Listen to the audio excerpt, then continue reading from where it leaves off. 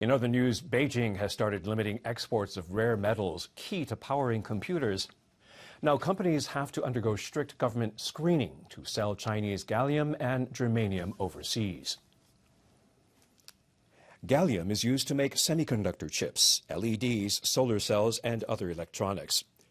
China produces over 90% of the world's supply and 40% of global germanium reserves. The move appears to be a response to recent pressure on China's high-tech industries. Last October, the U.S. began limiting exports of advanced semiconductors and equipment to China. Japan also followed suit.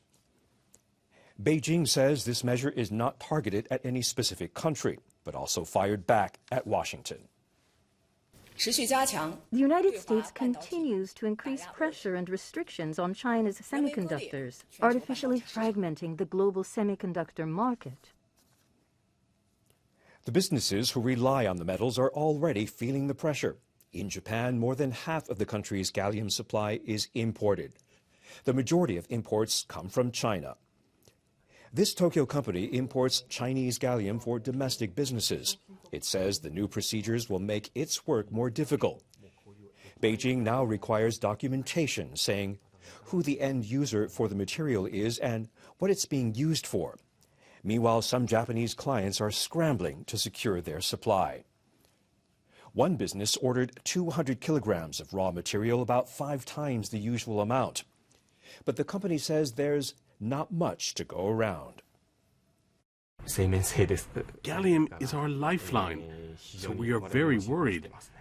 It's such a main ingredient. If you manage it strictly like this, it will naturally lead to chaos in the world's supply chains. For more on this, I spoke with Professor Suzuki Kazuto. He's an expert on international political economy and economic security at the University of Tokyo Graduate School of Public Policy. What were your thoughts when you heard about China limiting these exports?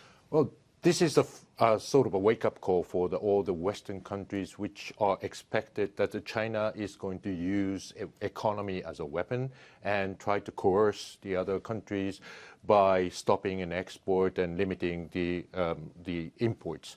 And I think this has been a response or retaliation of the U.S. semiconductor export control. But I think it is also true that China is going beyond this idea because they are using the concept of security. So security as an excuse, it can be done for anything. So I think there is something that might be happening more than just these metals. As we just heard, China produces the majority of the world's gallium and germanium. How big of an impact is this going to have globally?